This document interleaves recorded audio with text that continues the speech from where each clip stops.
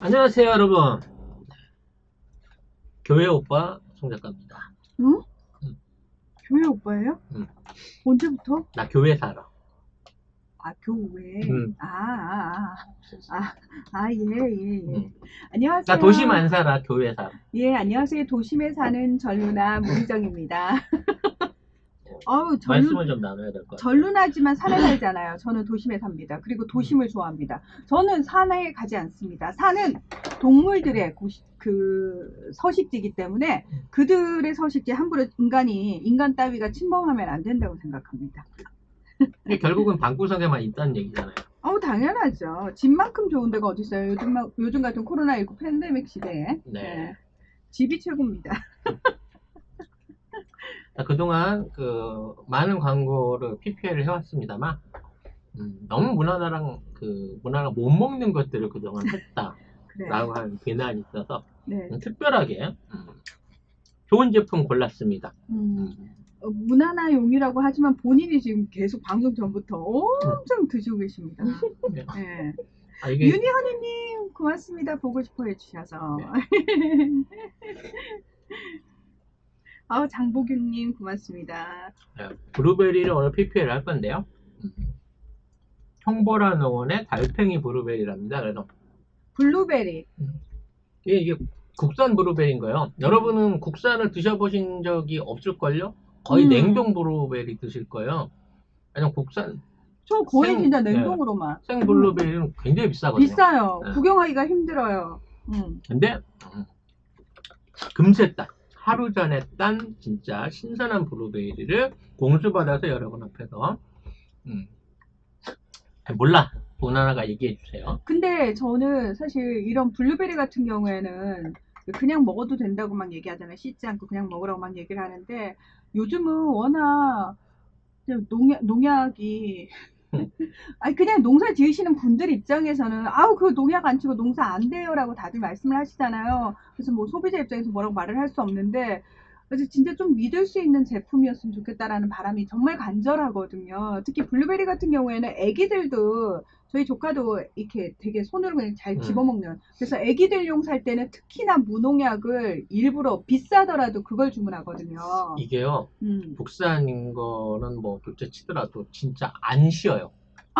맞아요. 이게 참 놀랍네, 맛이. 되게 신기해요. 달고 맛있어요. 정말 달고 맛있고 이게 지금 달팽이, 친환경 달팽이 블루베리라고 합니다. 그래서 저는 이게 이제 모양이 달팽이 같아서 달팽이 브루베리인 줄 알았더니 그게 아니고 무농약 인증을 받아서 농장에 그 달팽이가 그렇게 많대요. 그러니까 이게 문화들 이거 먹다가 흰 것만 조심하면 돼. 흰 게 뭐죠? 흰 건 달팽이지. 생달팽이 먹을 수 있으니까 흰 것만 조심하시면 되고요. 여치나 달팽이가 그렇게 많대요, 농장에. 그래서 아예 농장 이름이 달팽이 브루베리랍니다. 그 달팽이도 맛있는데. 예? 아니요. 모르거든요. 아니야. 세상에 먹을 거 많으니까 굳이 달팽이까지 안 드셔도 괜찮아요. 네. 예. 별빛으로님이 블루베리다 시력에 좋단데. 맞아요. 이거 되게 시력 회복에 되게 좋대요. 그리고 철분. 여성분들 사실 철분 보충 반드시 해야 되거든요. 그리고 회복기 환자의 건강식. 저는 무엇보다 아이가 있는 집에는 꼭 반드시 요거 주문해서 꼭 드시라고 말씀을 드리고 싶어요. 그러니까 블루베리 냉동된 거는 워낙 많이 나오기도 하는데 아이들한테 생과일, 왜 제철 과일 먹이는 게 되게 중요하고 로컬 맞아요. 푸드가 정말 중요하다고 얘기를 하잖아요. 그래서 믿을 수 있는 친환경 무농약 블루베리 우리 아이들한테 저는 꼭 사실 부모 입장에서는 애들 먹이는 거는 그게 얼마가 됐든 간에 믿을 수 있는 제품이면은 먹이고 싶은 마음이거든요. 예. 그래서 어른들은 농약 잔뜩 터진 걸 먹어도 애기들한테는 그렇게 못 먹인다고 부모 마음이 그거라고. 예. 이게요, 요 두 팩이 1kg인데 25,000원이더라고요. 요렇게. 네. 택배비 3,000원까지 3,000원. 28,000원인데 28,000원. 이게 굉장히 비싼 줄 알았어요. 근데 마트에 갔더니 요만한 종지에 한 50g밖에 안 들었을 것 같은데 3,500원, 4,000원이더라고요. 그러니까 1kg 25,000원이 굉장히 시가 대비하면 엄청 싼 거래요, 여러분. 그리고 이건 오래 그 주문할 수가 없어요. 생물이기 때문에. 맞아요. 앞으로 길어야 3주? 4주 안에 이거 다 끝납니다, 소화기요. 그러니까 여러분들이 지금 주문을 하시면 보통 따서 하루 있다 보내요. 따자마자 그 다음날 보내거든요. 네. 그러니까 오늘 주문하면 내일 따서 모레 도착하는 그런 시스템이고, 냉장이기 때문에. 냉장. 처음에, 냉동 아니고 냉장. 처음에 땄을 때는 이제 아주 큰 사이즈하고 중간 사이즈 섞어가지고 약간 딱딱한 상태에서 따신다 그래요. 물러지면 뭉개지니까. 그렇지. 근데 근데 사실 배송되는 과정에서 있거든요. 또 따고 그러니까 나서도 후숙되거든. 충분히 하루 만에 후숙이 됐나 봐요. 네, 후숙이 돼요. 너무 맛있어. 그래서 진짜 지금 이거 그대로 따가지고 지금 계속 드시고 계신 거고, 저도 사실은 고백합니다. 방송 전까지 계속 먹다가 이게 또 방송하는데 민망하게 입에 묻거나 낄까봐 저는 지금 참고 있어요. 방송 끝나면 이거 제가 다 걷어갈 겁니다. 입술 파래질까 이거 먹으면? 네, 파래져요. 이에 끼기도 해요. 그래서 집에서 드셔야 돼요. 너무 섹시해 보이면 어떡하지? 네, 그러니까요. 큰일 납니다요. 예. 근데 씨가 사실 거의 없네요. 이빨에 끼지도 않고. 블루베리 씨 있다는 얘기를 못 들어봐요. 그냥 다 먹잖아요. 그러니까, 원래 네. 안에 과실인데 이렇게 씨가 없는 과실인가? 맞아. 이거 요거트에 넣어 먹으면 진짜 맛있지. 맞아요. 이거 근데 지금 그 약간 신맛이 강할 경우에는 요거트에 좀 넣어서 드시면 좋은데, 요거는 지금 제가 먹어보니까 전혀 시지 않아요. 그래서 그냥 생으로 드시기엔 너무 좋은. 이게 제일 좋은 성분이 눈에 좋다는 안토시아닌이잖아요. 이게 이 검정 껍질에 있거든요. 시커먼 껍질에. 이거 이 검정이 아니고 일명 우리가 보라색이라고 그러잖아요. 내눈엔 까매 보이는데. 네, 보라색이고요. 이게 그 보라색 채소들을 여러분이 가끔씩 꼭꼭 챙겨 드셔야 되는 이유가 가지 보라색이잖아요. 그리고 적 양배추 해가지고 보라색이 섞인, 그러니까 컬러별로 영양소가 다르다고 하기 때문에 채소도 사실은 컬러별로 챙겨 드셔야 되고, 과일도 컬러별로 챙겨 드셔야 되는데, 포도 같은 경우에는 이제 씨 때문에 귀찮아서 안 드시는 분들 굉장히 많으시거든요. 그래서 그냥 블루베리는 그냥 바로 드시면 되니까 편하게 드시기 딱 좋은 보라색 과일의 대표 주자. 예. 오늘 방송 나갈 주제를 먼저 살짝 알려만 드릴게요. 싱가포르 형제난입니다. 네. 사실 이게 싱가포르 여러분들이 굉장히 선진 도시로 많이 알고 계신데요. 선진 국가. 네, 도시국가죠. 네. 아무튼 제가 보기에는 거의 왕조라 다름없는 어떤 개인 왕국이 싱가포르가 아닌가 싶은 생각이 들어요. 그냥 잘 사는 북한이에요. 극단적이다. 네. 아니, 그냥 그 말만큼 확실한 말이 없는데. 네. 두 번째는 이제 몬산토. 네. 인류가 낳은 최악의 악마 기업으로. 정말 악랄한 기업이죠. 네, 몬산토에 대한 얘기 준비되어 있고요. 세 번째 이제 고래잡이 얘기입니다. 일본이 고래잡이를 시작한 지 오늘로 딱 1년 된 날이거든요. 이게 이제 원래부터 전통적으로 해왔는데 재개한 지가 1년인 거죠. 그렇죠. 지난 1년 동안 얼마나 많은 고래를 잔인하게 잡았는지 조금 이따 에피소드에서 다뤄보도록 하겠습니다. 자, 싱가포르 얘기해 주시기 바라겠습니다. 네, 자, 싱가포르라는 나라는 말레이시아 옆에 있는 말라카 해협이 이렇게 조그맣게 나와 있는, 그 지도에서 찾아보시면 정말 작은, 그러나 싱가포르 하면은 뭐 여행도 워낙 많이 가시고요. 싱가포르에서 껌 씹다가 함부로 껌 뱉으면 큰일 난다는 등, 거기는 굉장히 뭐 통제가 심하다는 등, 벌금 많이 먹인다는 등, 뭐 이런 얘기 되게 많은 나라잖아요. 근데 혹시 싱가포르 가보셨어요? 저는 안 가봤어요. 네, 저도 제가 최대한 멀리 가본 게 태국까지. 태국이면 지나간 건가? 아니요. 근데 아무튼 이 싱가포르에서 최근에 이제 조기 총선이 열린다 이 얘기가 나오면서 이제 뭐 형제의 난 이런 얘기가 나오는데, 그래서 싱가포르라는 나라에 대해서 여러분 이제 앞으로 여행 많이 가실 거지만 어떤 나라인지, 왜 싱가포르이 그렇게 통제된 나라가 될 수밖에 없었는지 그 설명을 조금 드리려고 해요. 그걸 알고 그 나라를 가시면 훨씬 다양한 것들이 좀 보이지 않을까, 그런 생각이 드는데, 일단 싱가포르는 원래는 아까 도시국가라고 말씀을 하셨는데 말레이시아 연방에 속해 있던 자치 지역이에요. 하지만 이 말레이시아가 싱가포르 같은 경우에는 거의 국민의 대부분이 중국 화교 출신들이거든요. 그러다 보니까 중국 화교의 영향력이 커지는 걸 좀 탐탁지 않아 하고, 그리고 그러니까 말레이는 말레이족들이 우선시 되는 나라니까. 그래서 그런 여러 가지 상황들을 좀 고려해봤을 때 별로 쓸모도 없고 영양가도 없다라고 생각을 해서 그런지 말레이시아가 말레이 연방에서 추방을 시켜버려요. 그래가지고 본인들은 원하지 않았으나 독립국가가 될 수밖에 없었던 나라가 바로 싱가포르라는 나라입니다. 싱가포르 하면 또 제일 유명한 사람이 한 사람 있죠. 리콴유라고 하는 싱가포르의 국부인데요. 지금은 그 총리를 하고 있는 사람이 이 리콴유, 그 싱가포르 국부의 아들입니다. 그러니까 제가 아까 잘 사는 북한이라고 했던 얘기가 여기도 아닌 척 하면서 선거하는 척 하면서 다 세습을 하고 있기 때문인데요. 뭐 북한도 선거하죠. 예, 똑같습니다. 그래서 이 리콴유라는 사람은 싱가포르 자치정부 일때부터 주 총리를 지내면서 독립 싱가포르의 초대 총리를 취임해서 무려 26년간 장기 집권을 했는데요. 그러니까 1959년에 이 자치지역 일때부터 총리를 시작해가지고 1991년 이 명목상 총리에서 물러날 때까지 30년이 넘게 집권을 했던 사람입니다. 그리고 지금 싱가포르라는 나라의 근간을 만든 사람이 바로 이 리콴유랍니다. 이 리콴유가 했던 그 정치는 사실상 민주주의는 좀 완전히 동떨어진 거고요. 그렇죠. 굉장히 좀 권위주의적이고 전체주의적인 정치 체제라고 오히려 할 수 있어요. 이 생각해보면 박정희하고 통하는 부분이 너무 많아요. 맞아요. 평상시에 이 얘기를 하고 다닐 때부터 개발 독재를 굉장히 그 말하자면 당연시 여겼고요. 싱가포르가 일어났던 여러 가지 경제 기적들이 사실상은 이 개발 독재에 의한 것이었거든요.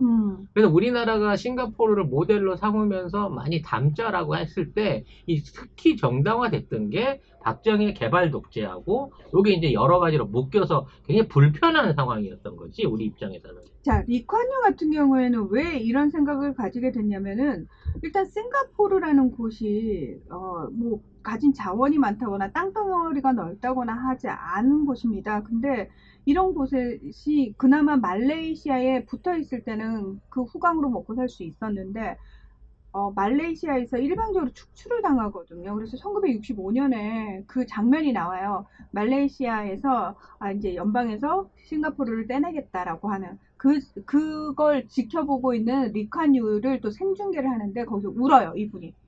우리 이제 큰일 났다. 우리 어떻게 살지? 라는 생각에 어떻게든 이제 싱가포르가 이제 독립적으로 살아남아야 되겠다. 왜냐하면 그 주변 국가에서 싱가포르를 먹으려고 하는 그런 것들도 많고, 내가 책임지고 이 나라를 어떻게든 살려야 되겠다라는 생각을 이 사람이 할 수밖에 없었습니다. 그래서 철저하게 엘리트주의로 가요. 그러니까 상위 10%가 이끄는 나라. 자동차 엔진에 넘치는 활력을 엔진 연료 첨가제 앰피어 부스터를 소개합니다. 여러분 자동차의 잃어버린 힘을 되찾아 드립니다. 출력 상승, 연비 절감, 수분 제거, 동결 방지, 매연 감소까지 연료와 엔진의 그 시스템의 청결을 유지하고요. 안정적인 엔진 구동과 완전 연소를 도움으로써 엔진의 출력과 상태를 최적으로 유지시키는 정말 공인받은 연료 첨가제입니다. 60년 정통의 미국 모리스사의 수입 원액을 100%를 수입해서요 나눠 담은 제품인데 국내에서 14년 동안 독점 판매 중인 앰피어 부스터는요 국립환경과학원 제633호 대기환경보존법 기준을 통과한 국내 공인을 완료한 제품입니다. 미국, 캐나다, 영국, 호주, 뉴질랜드 등 전 세계 14개국에서도 판매되고 있고요. 주유시 연료통에 같이 주입하시기만 하면 엔진은 젊어지고 주행이 달라집니다. 60년 전통을 보장하는 앰피어 부스터 자동차 연료 첨가제 100ml 2통에 15,000원 파격적인 가격에 무료 배송까지 2회 사용으로 1년 동안 큰 효과를 유지하실 수 있습니다. 주문과 문의는 검사창에 www.sansumol.com 산수몰.com으로 검색해서 주문해 주시기 바라겠습니다. 공부도 여기 싱가포르 교육열 상당히 뭐 뜨겁다라고 얘기를 하는데 여기는 교육열이 뜨거울 뿐만 아니라 90%는 버리고 가요. 일단 10%만 끌고 가자 주입니다. 그리고 이분 되게 저는 이번에 공부하면서 되게 더 충격적이었던 게 뭐냐면 이분 자체가 워낙 똑똑한 사람이긴 해요. 그러니까 캠브리지 대학에서 이제 법학과를 나왔는데 졸업할 때 이 사람이 더블 스테어 퍼스트 클래스 언어 졸업을 하셨대요. 이건 무슨 얘기냐? 복수 전공을 했는데 두 가지에 대해서 다 최우등 졸업을 하신 분이랍니다. 근데 이 사람의 아들, 손자도 다 똑같이 굉장히 스마트한 사람이에요. 그러니까 변호사인데 이분 자체가 워낙 스마트한 사람이기 때문에 이 나라를 살리기 위해서는 스마트한 사람 소수가 이 나라를 끌어야 된다라는 생각이 너무 강했고, 또 하나가 이제 어차피 한정돼 있잖아요. 한정돼 있는 곳에서 좀 효율적으로 가기 위해서는 출산 장려를 누구한테만 하냐면은 똑똑한 여자들, 그러니까 대학을 나온 여자들한테는 출산 장려를 합니다. 하지만 스마트하지 않은 여자들은 아이를 못 낳게 해요. 아, 이건 또 뭐야? 되게 특이하죠. 아니, 그 산하 제한 그런 정책까지도 유지하는 거예요? 네. 싱가포르에서는? 그러니까 지금은 사실 워낙 출산율 자체가 떨어지니까 그런 거를 이제는 없어졌는데, 리콴유 시대에는 본인 자체가 와이프가 자기가 1등이었으면 와이프가 2등인 여자하고 결혼을 했거든요. 그러니까 굉장히 스마트한 여자하고 결혼을 해서 스마트한 아이. 그러니까 우리가 왜 우리나라도 한때 인적 자원이라는 표현 되게 많이 썼잖아요. 사람이 자원이다. 우리는 뭐 지하 자원도 많지 않고 땅덩어리도 넓지 않고 하니까 어떻게든 훌륭한 인재들 많이 키워가지고 그 인재가 나라를 이끌게 한. 그러니까 똑같은 생각을 가진 거예요. 그래서 왜 유전적으로 엄마의 그 지능을 아이들이 따라간다고 얘기를 하잖아요. 그래서 리콴유는 거기에 대한 어떤 맹신이 있었던 것 같아요. 그래서 여대생들, 그러니까 대학을 나온 여성들에게는 출산을 굉장히 장려하는 나라가 바로 싱가포르였다. 참 특이하죠. 그러면서 이제 말레이시아에서 일단 축출되면서 첫 번째 힘을 길러야 되니까 군대를 양성했어요. 그리고 인재를 양성했고 제조업을 통한 산업화를, 그러니까 원자재는 없어요. 그러나 원자재를 싸게 들여와가지고 내부에서 다 제조업을 통해서 산업화를 일으켰고요. 그걸 다시 수출합니다. 그리고 지리적으로 굉장히 요충지에 있었기 때문에 금융 허브로 만들고요. 관광 산업도 키우고 엘리트 여성들의 출산 장려를 합니다. 결과적으로 따지고 보면 말레이시아가 축출한 이유는요. 중국 사람들이 너무 많이 모여 있어가지고 그렇죠. 그쪽에서 공산화 세력들이 집권을 하게 돼서 말레이시아까지 공산화의 세력을 뻗치지 않을까 싶어서 미리 잘라낸 거거든요. 그래서 잘라내고 난 다음에 쟤네들이 그냥 아무것도 없으니까, 가진 게 없으니까 그냥 망하겠지라고 생각을 했는데, 여기에 화교 자본이 폭탄을 때려붓듯이 어마어마한 자금을 쏟아 부으면서 싱가포르가 엄청난 속도로 발전하면서 말레이시아 경제를 뒤집어 엎은 거예요. 그래서 아까 말씀드린 대로 공업화라든지 이런 쪽이 개발이 되기 시작하니까 이제는 모든 돈이나 산업이 오히려 싱가포르로 몰리게 되고, 말레이시아의 산업 자체도 싱가포르의 원자재를 대주고 싱가포르를 그 경유해서 넘어온 중국 상품의 소비 시장으로 전락하면서 사실상 말레이시아를 화교 자본이 완전히 잡아먹는데 싱가포르이 교두보 역할을 해준 거죠. 그래서 말레이시아가 얘네들을 계속 데리고 있으면 우리가 중국한테 먹히겠다 싶으니까 그 위협감에 아무튼 이제 축출을 해버린 거였고요. 지금 계속 버퍼링이 일어나가지고 많은 분들이 좀 불편하다고 하시는데, 진 엘리사벳님께서 뒤로 한 30초 정도 돌려서 늦게 보시면은 버퍼가 덜하다고. 나름대로 방법들을 막 찾으시네요. 네, 죄송스럽습니다. 생방송으로 보시는 분은 조금만 앞으로 감아가지고 리와인드해서 보시게 되면 버퍼를 줄일 수 있다고 하네요. 네. 오늘 아침부터 여기 인터넷이 좀 이상했어요. 아무튼 이제 송 작가님은 본인 잘못은 아니라는 걸로 기계적 문제다, 기계적 결함이다 이렇게 얘기를 하십니다. 이 모든 게 KT 때문입니다. 네, 그렇습니다. 자, 이분이 어쨌든 이제 본인은 사명감을 가지고 하신 거예요. 내가 이 나라 국민들을 어쨌든 먹여 살려야 된다라는 사명감을 가지고 딴 사람한테는 못 맡기는 거죠. 그러다가 91년에 총리직에서 물러나고도 손을 떼진 않았어요. 선임 장관의 지위를 가지고. 그러니까 상황이지, 상황. 네. 근데 이제 고촉통이라는 다른 분을, 그러니까 자기 집안 사람, 자기 아들은 아니고요. 고촉통 총리를 15년간 내세웁니다. 그 사이에 뭘 하느냐, 자기 아들 리센룽을 총리로 세우기 위한 준비 작업들이 착착착착 진행이 되겠죠. 그리고 이제 고촉통 총리가 15년간 재임하고 끝나고 나서 바로 리센룽이 2004년에 총리로 취임을 하면서 2대 세습이 이루어집니다. 고척동이 제대로 된 싱가포르 행정을 하기는 했을까요? 나는 그냥 이분은 말 바지 그대로 사장이에요. 바지 사장을 바지 했을 것 사장이죠. 같아요. 네. 근데 이 바지 사장이 있는 기간 동안에 싱가포르 경제가 또 가장 비약적으로 성장을 하거든요. 이게 무슨 아이러니인지 모르겠어요. 이 결과적으로 따져놓고 보면 리콴유는 싱가포르라는 도시국가를 완전히 사유화 하다시피 그렇죠. 했었고, 맞아요. 리콴유가 또는 리콴유 아들이 집권할 때마다 엄청난 SOC 공사나 또 이러한 데 만들어진 자본들이 이 리콴유 가문으로 흘러들어와서 부정축제가 만들어지고 있는 상황이거든요.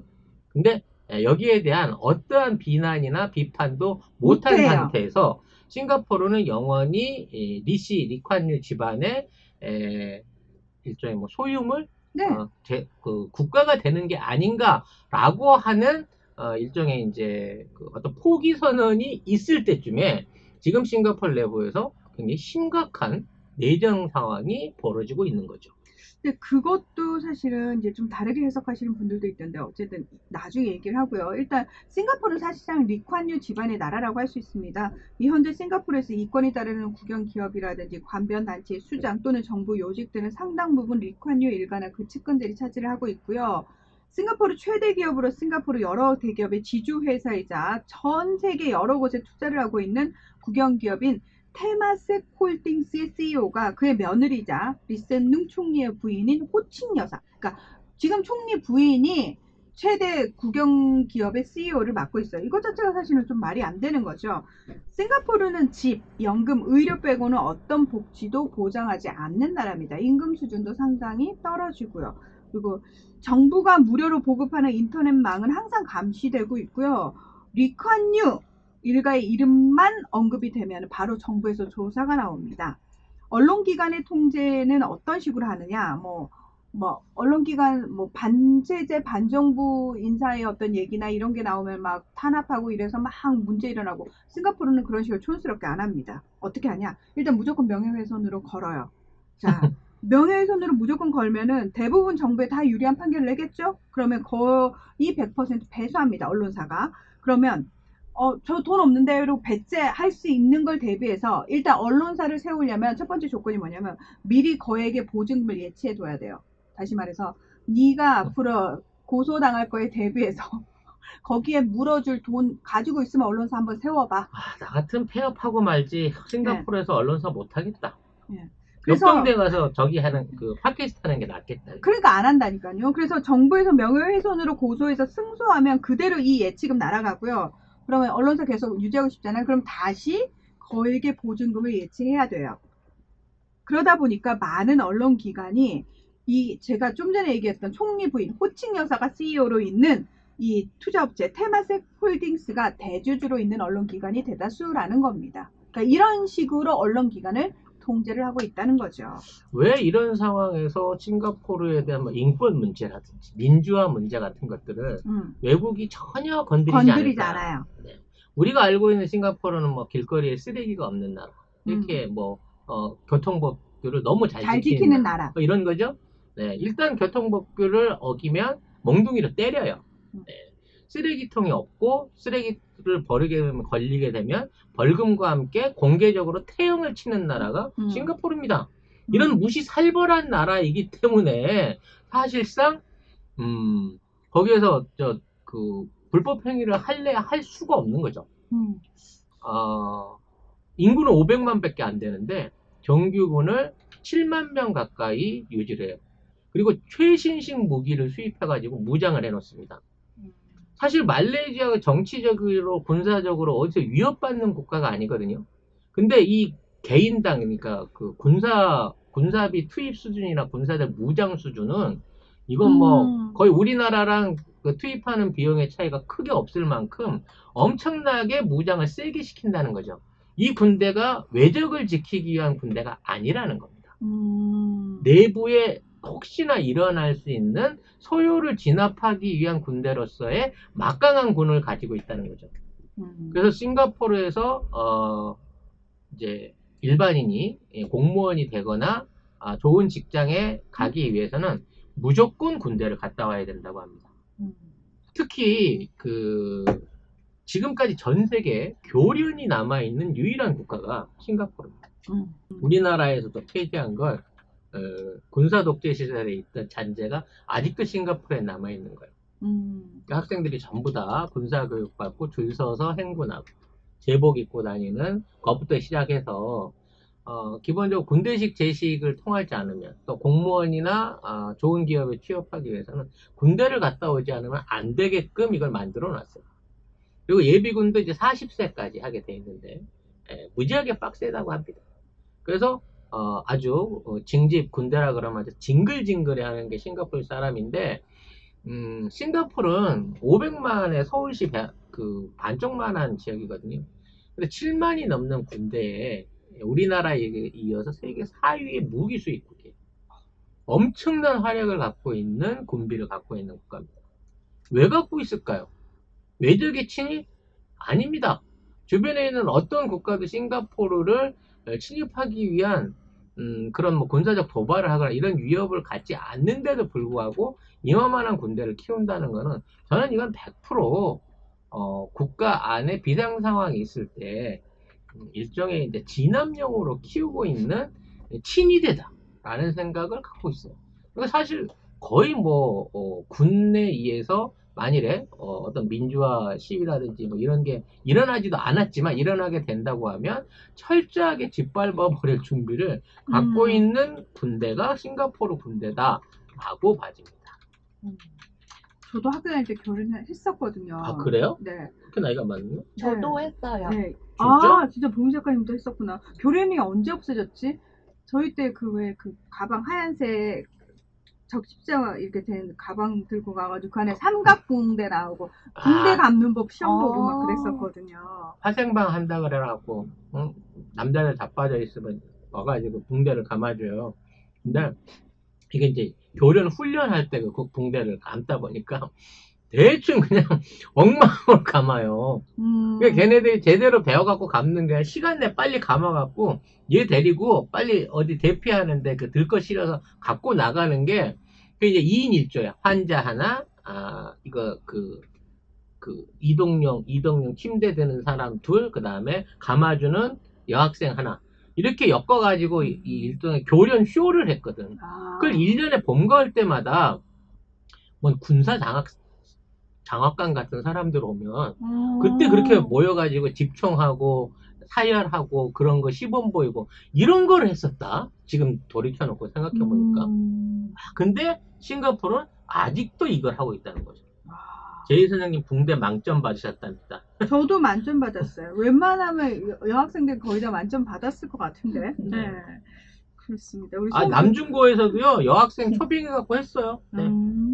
송현주님이 2,000원 쏴주시면서 포기하지 말라고.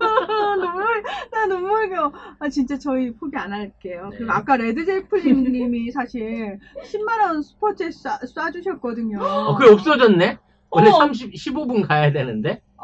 그럼 그거 없어지는 거예요? 그러니까 네. 그 새로 상단에 시작한 거 이렇게 띄워져 없어졌잖아. 있어야 되는데. 네, 없어졌어요. 네. 예, 그렇습니다. 예. 레드제플린님 감사하고 죄송해요. 예, 네. 감사하고 죄송합니다, 정말. 생각도 못 냈어요. 자, 저희는 지금 잘 사는 북한이라고 얘기하는 싱가포르에 대한 이야기를 하고 있습니다. 여러분이 여행으로 상당히 많이 가는 곳이고, 싱가포르 여행 가기 전에는 반드시 우리가 흔히 학창시절에 배웠던 공중도덕이라고 하는 것들 철저하게 지켜야 된다라고 이제 교육을 받고 아마 가실 건데요. 왜 이 나라가 이렇게 될 수밖에 없었는지 그 이유에 대해서 지금 설명을 쫙 해드렸고요. 앞에 버퍼링이 걸려서 조금 이해도가 떨어지신 분들은 다시 제 방송을 보시면 될 것 같고요. 자, 싱가포르는 그러니까 워낙 땅덩어리가 좁고 거기에 많은 사람들이 모여 살다 보니까 자동차를 그러니까 사적인 소유를 굉장히 금기시해요. 자동차에 대한 사적 소유를. 그래서 대중교통은 잘 돼 있어요. 그러나 자동차를 사려면은 일단 굉장히 비싸게 주고 사야 되고 세금도 굉장히 세고 왜냐면 도로 자체가 넓지 않은 상황에서 너도 나도 자동차를 소유하게 되면은 통제가 안 되잖아요. 그래서 싱가포르에서 자기 차를 가진다라는 건 정말 웬만한 재벌 아니고는 생각 그냥 안 한다. 대신에 대중교통을 굉장히 잘 해놨다. 이렇게 이해를 하시면 될 것 같고요. 지금 그 리생룽 총리가 이제 10일에 총선을 치르면서 다음으로 이제 다음으로 본인의 아들을 바로 세우는 게 아니고요. 앞에 리콴유 총리 다음에 고척동 총리가 있었잖아요. 15년. 그 다음에 이제 자신의 아들은 리생룬이 올라왔잖아요. 그러니까 똑같은 전철을 밟는 거예요, 지금. 그러니까 본인이 이제 물러나면서 바로 아들을 그 총리를 세우는 게 아닙니다.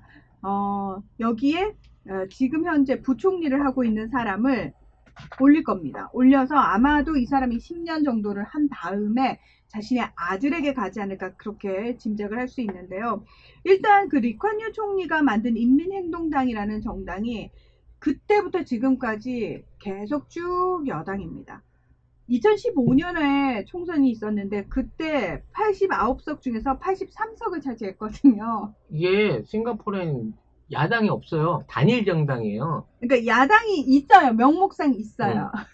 그러나 야당이 뽑히지 않아요.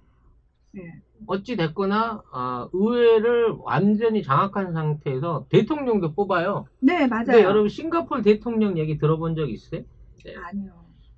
사실은 그 6년제고 중임이 가능하니까 12년까지 할 수 있고, 현재는 이제 그 8대 대통령이 뽑혀갖고 있는데, 싱가포르 최초의 여성 대통령 할리마 야콥이라고, 할리마 야콥이라고 여성 대통령이 뽑혔습니다만, 국정 어디에서도 싱가포르의 대통령이 있다는 걸 알고 있는 사람 자체가 없을 정도.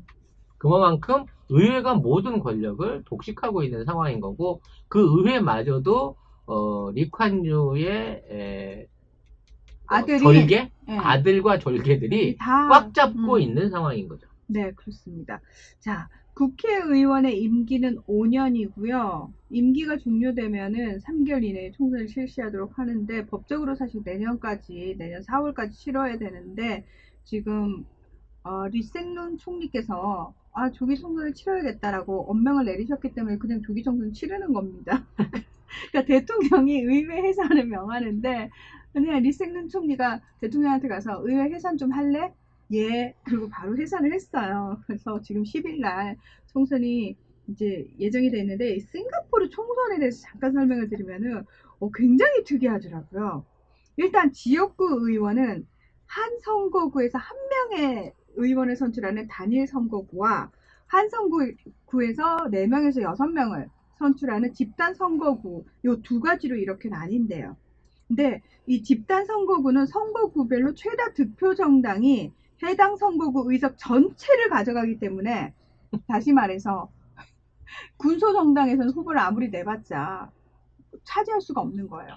그러니까 이게 정당 비례대표제 비슷한데요. 그렇죠. 이기는 놈이 독식을 하는 거기 때문에, 승자 독식. 네, 승자 독식 체제이기 때문에 사실상 군소 정당이 과반수를 넘어서는 지지율을 얻어내지 않는 이상 힘들어요. 한 명의 의석도 차지하기가 힘들다는 거죠. 없습니다. 그리고 또 무선거구 의원이 있어요. 이건 뭐냐면 최대 9명까지 선출할 수 있는데, 이거는 야당 의원 당선자가 9명 이하일 경우 가장 높은 득표율로 낙선한 야당 후보자를 의원으로 선출하도록 하는 겁니다. 그러니까 명목상 그래 야당도 좀 껴줘야지, 한두명 껴 있어야지 라는 차원에서 만든 것 같고요. 그리고 또 한 부류가, 그러니까 총 3가지예요. 그러니까 정말 선출직, 그리고 선출직 안에 단일 선거구, 집단 선출, 요렇게 나뉘고, 또 하나가 이제 아까 말씀드린 무선거구, 낙선한 야당 의원들 중에서 가장 많은 표를 얻은 의원 9명이 들어갑니다. 그리고 사회 각계각층의 의견을 수렴하기 위해서 9명의 전문가를 골라서 대통령이 지명하는 지명직 의원이 있습니다. 18명 정도의 이른바 비여당 인사들이 국회에 올라갈 수는 있으나, 전체적인 그 다수결이나 이런 의결에서 영향을 미칠 수 있는 숫자만큼은 절대로 나지 않게끔 완벽한 방어 체제를 갖추고 있는 거죠. 이런 거는 뭐 의회 구대타가 힘들어. 이런 싱가포르 상황이면. 그래서 제가 아까 89석 중에서 83석이 인민행동당, 그러니까 단 6석만이 야당이라고 얘기를 했잖아요. 그리고 싱가포르 같은 경우는 의무 선거 제도예요. 그러니까 정당한 사유 없이 투표를 하지 않을 경우에 선거인 명부에서 삭제가 됩니다. 그래서 다시 본인이 그 선거인 명부에 올라가기 위해서는 수수료를 내야 돼요. 그렇기 때문에 수수료도 겁나 없겠죠. 자, 그래서 지난 총선의 투표율은 93.56%. 아, 이거 보면은 확실히 북한하고는 좀 달라요. 북한 100%잖아요. 네, 그런 거 보면은 싱가포르이 그래도 조금, 예. 93%가 투표를 했는데 이 사람들이 아무런 불만 없이 여당을 찍고 있다. 순치가 된 것 같은데요. 싱가포르 국민들은. 그렇습니다.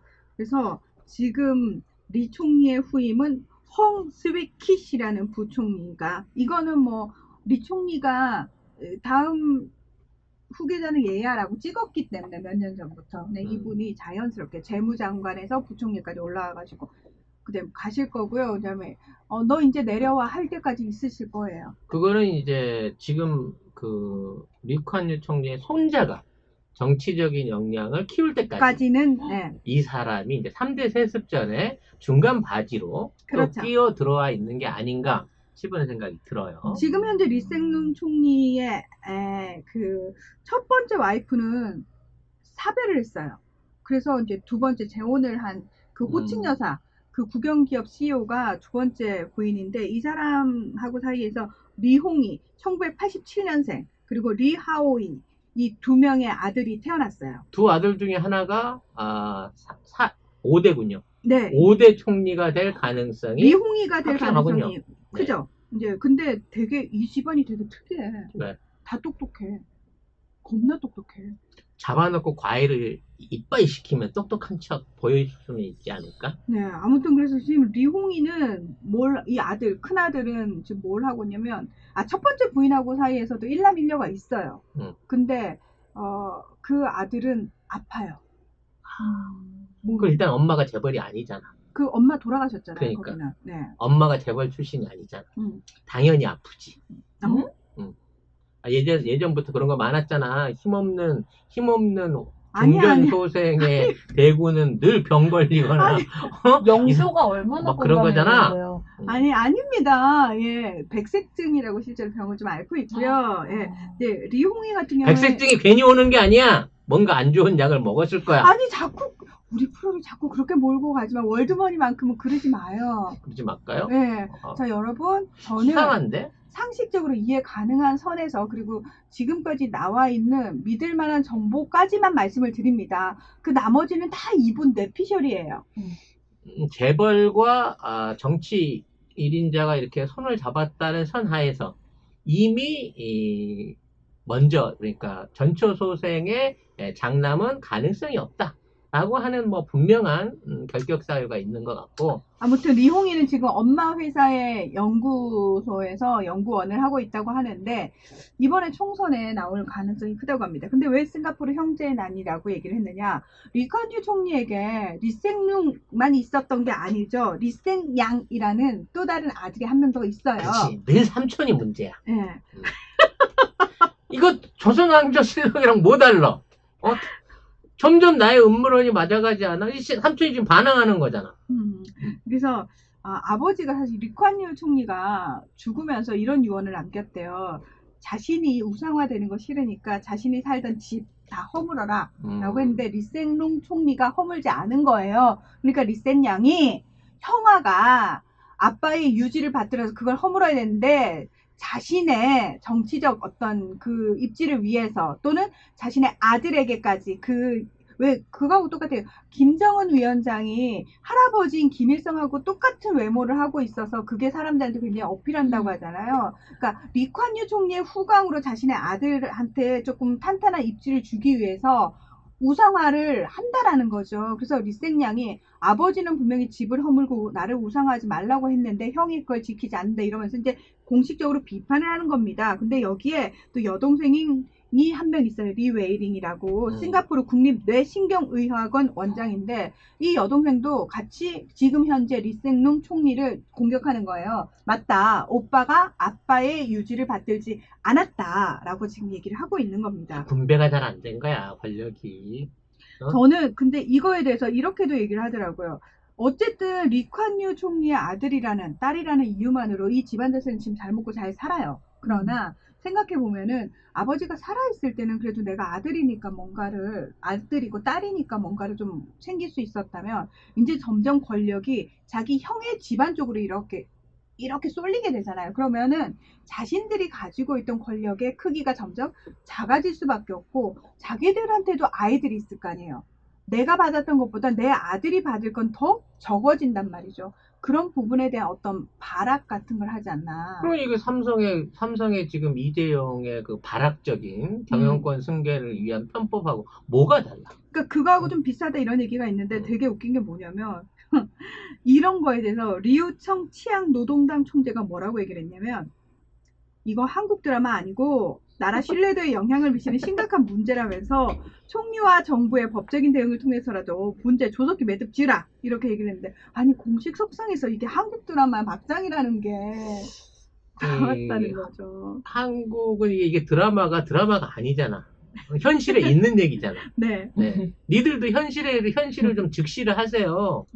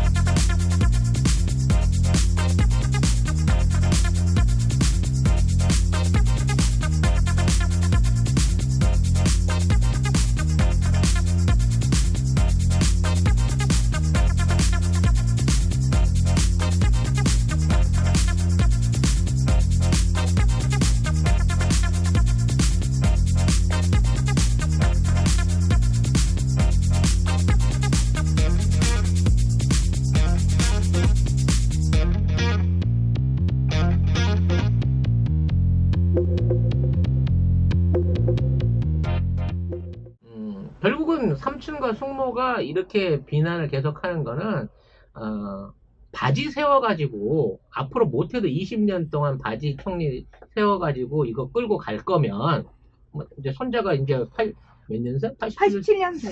아, 그럼 한 10년이면 되겠구나. 네, 한 10년 동안 바지 세워서 끌고 갈 거면 그거 우리 시키지. 왜 굳이 바지 세워가면서 그렇게 하느냐에 대한 불만인 것 같아요. 그리고 리생양의 아들도 되게 스마트. 다 스마트하다 그러지 뭐. 이재용은 스마트하다고 안 하나? 근데 이재용을 스마트하다고 하는 사람이 있어? 그러게.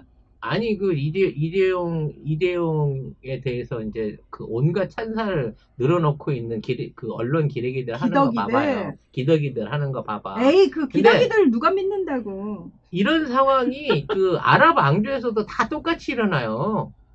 이게 그 형제끼리 권력을 나눠 가지면서 형제한테 물려주기로 했는데 아들한테 물려주려고 하다가 사촌 간에 삼촌과 조카 간에 막 싸움 나고 이런 거 맨날 일어나잖아. 사우디아라비아 계속 형제상 쪽으로 이렇게 쭉쭉쭉쭉 오다가 이제 처음으로 MBS 무함마드 빈 살만 왕세자가 이제 내려오는 거잖아요. 근데 처음으로. 옛부터 부자나 권력이 3대 못 간다고 하는 이유가 거기 있는 거예요. 1대는 지가 일으킨 권력이야. 그렇죠. 애착도 심하고 시스템도 알고 노하우도 있어요. 2대는 최소한 아버지하고 같이 살아오면서 한 절반은 본 세대란 말이야. 그렇지. 근데 3대쯤 오게 되면 하늘에서 뚝 떨어진 거야, 이거. 그냥 내 거야. 원래 내 거인 것 같은 거야. 그렇기 때문에 이거를 컨트롤하고 제대로 판단하고 운영할 능력이 사실상 없어요.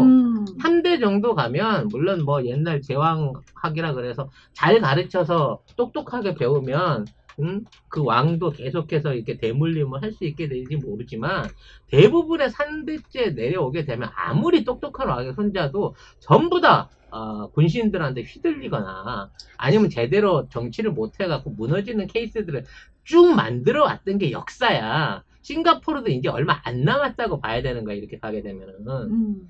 지금은 뭐 철저하게 정치부터 뭐 군사부터 경제까지 전부 다 실권을 틀어주고 있는 것처럼 보이지만, 그렇죠. 내부에서 형제와 삼촌과 이런 그 사촌들 간의 정쟁이 일어나기 시작하게 되면 자연스럽게 국민들이 알게 되고 여기에 불합리성을 깨닫게 되는 순간 싱가포르의 신화는 무너진다.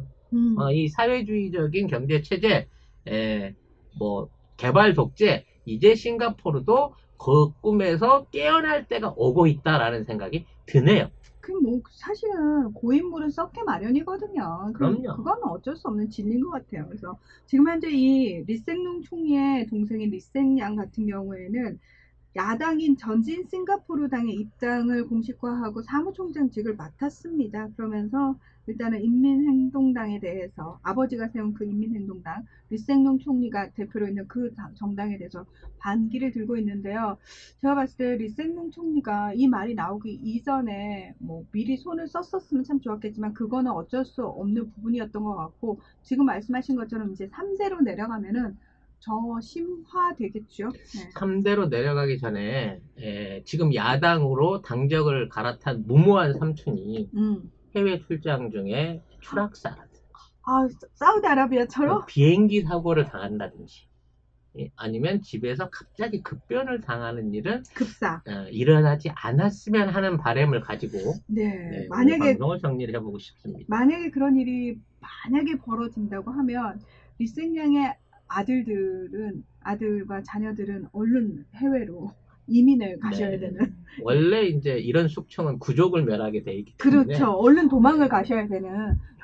굉장히 위태로운 상황인 건데 절대 여인천하나 옛날에 용비어천가 때 이런 얘기가 아니라 현실에 전 세계에서 가장 우러름을 받고 있는 개발된 국가로 보이는 싱가포르에서 일어나고 있는 현실이라는 것을 여러분들이 이해를 하시고 앞으로 좀 싱가포르의 정치 변화를 좀 살펴볼 필요가 있을 것 같습니다. 네, 자 이제 싱가포르에 대해서는 여행을 가실 때도 또는 뉴스를 보실 때도 조금 더 다른 시각으로 보게 되시지 않을까